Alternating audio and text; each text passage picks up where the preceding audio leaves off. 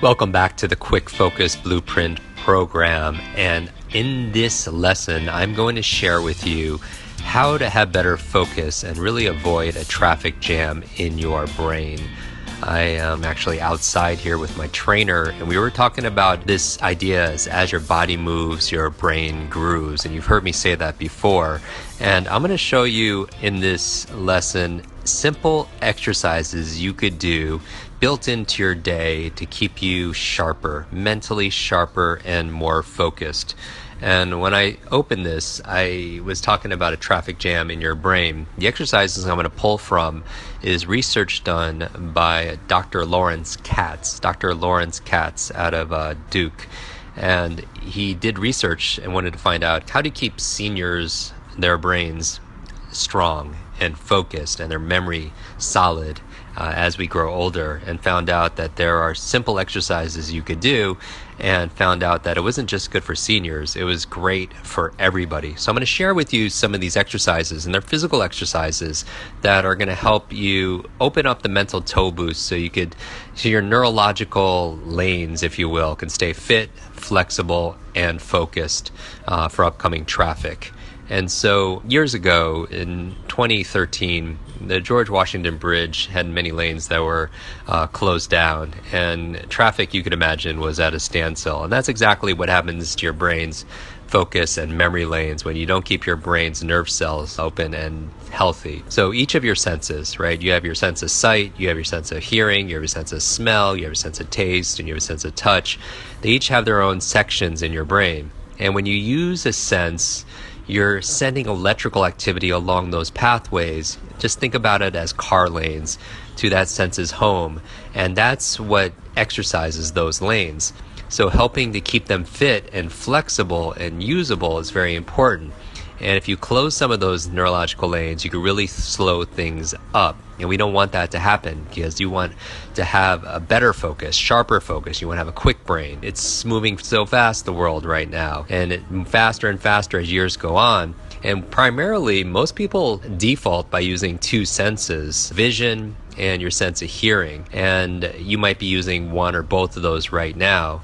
And so all the other lanes are, if you're not using them, they are metaphorically closed down. And so relying on your sense of vision, your sense of sight and sound in your daily life, which is important, right? You have three whole sections of your neurological lanes leading up to memory bookcases in your brain that have their toll booths closed. And this prevents you from sending information into or out of your brain easily and effectively, efficiently.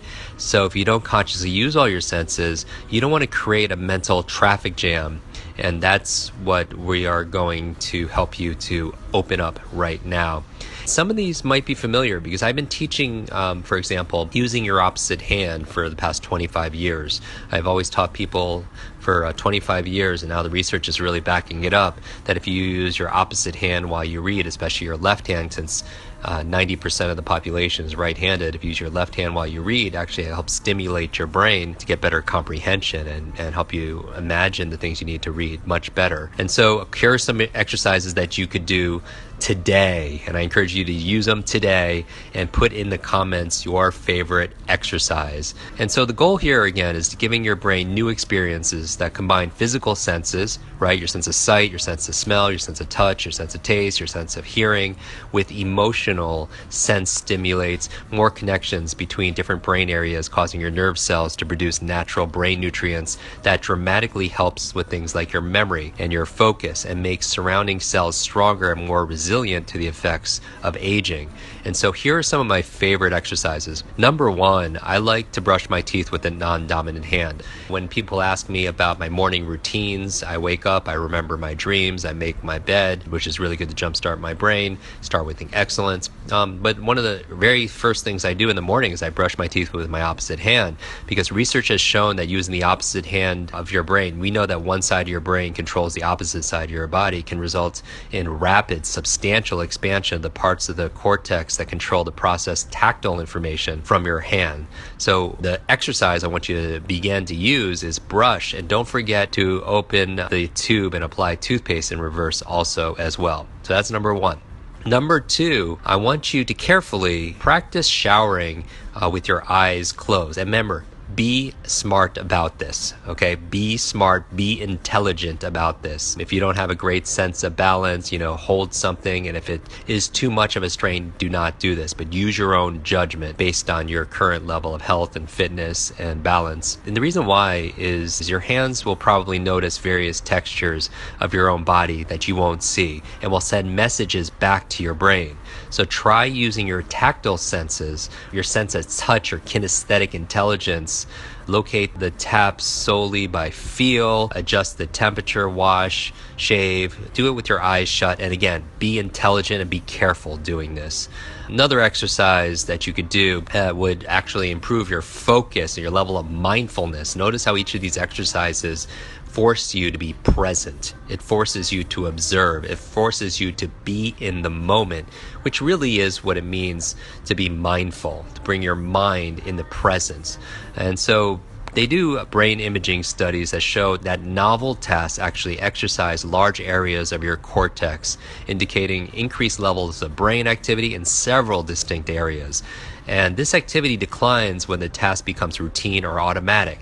So novelty and nutrition are really key for neurogenesis and neuroplasticity. Just like building physical muscles, you need to add novelty, and then you need to feed those muscles, right? You stimulate it, you exercise your muscles, and then you need to feed it with nutrients. What I recommend here is really changing your routines so that, because what happens is after something becomes routine, unconscious, automatic, your activity, your brain activity actually declines. So how do you keep it novel? You could get dressed after breakfast, walk the dog in a new routine.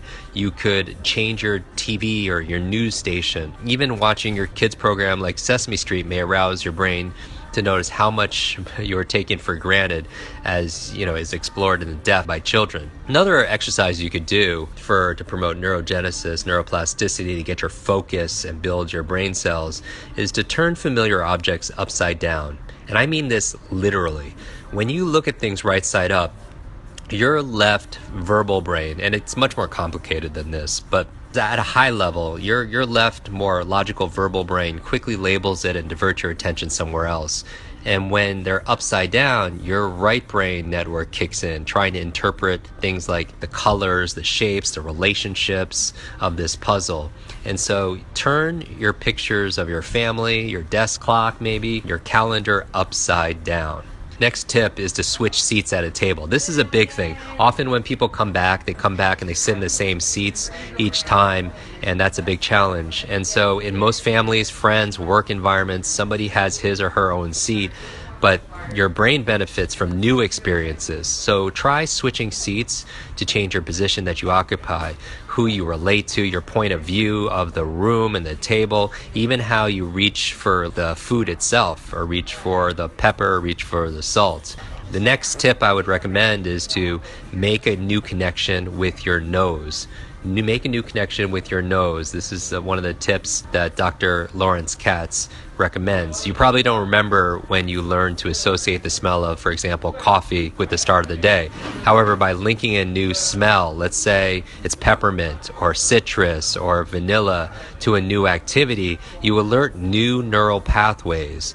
And so keep an extract of your favorite scent.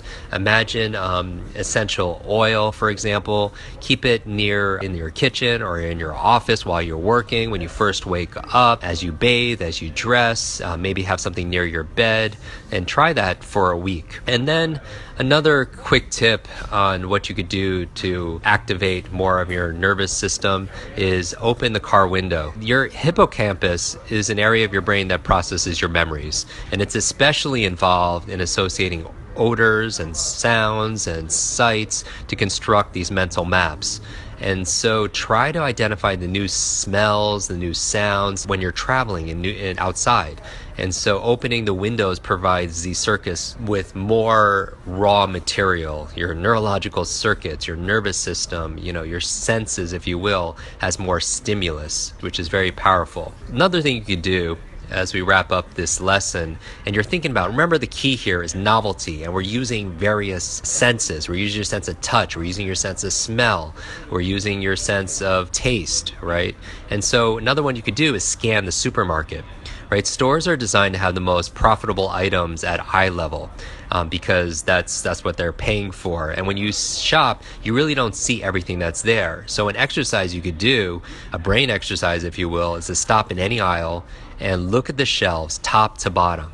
And if there's something you've never seen before, pick it up and look at the ingredients and just think about it. You don't have to buy it, to benefit. What you're doing is you've taken something you do every single day or every single week, and you're breaking the routine and you're experiencing something new. And that's really the key to this, is novelty. If you want to improve your focus, which you obviously do because you're in this program, give it something new to focus on, and so you can exercise your brain in those ways. The last couple of ways I would recommend is this. I'm going to give you a couple of extra ones. Is number one is to make social connections during your day. There's been scientific research that repeatedly proves that social deprivation, where you're not really interacting with people, has severe negative effects on your overall cognitive abilities. So the brain exercise here is, if you're thirsty, you buy a drink from a person rather than a vending machine. If you need gas, go to the clerk at the counter rather than swiping your credit card at the pump. Be around people if that's not really your nature. How about eating unfamiliar foods, right? Your olfactory system, which is your sense of smell, can distinguish millions of different odors by activating unique combinations of receptors in your nose. And there's a direct link to the emotional center of your brain. So new odors, smells may evoke unexpected feelings and associations, and certainly taste also as well.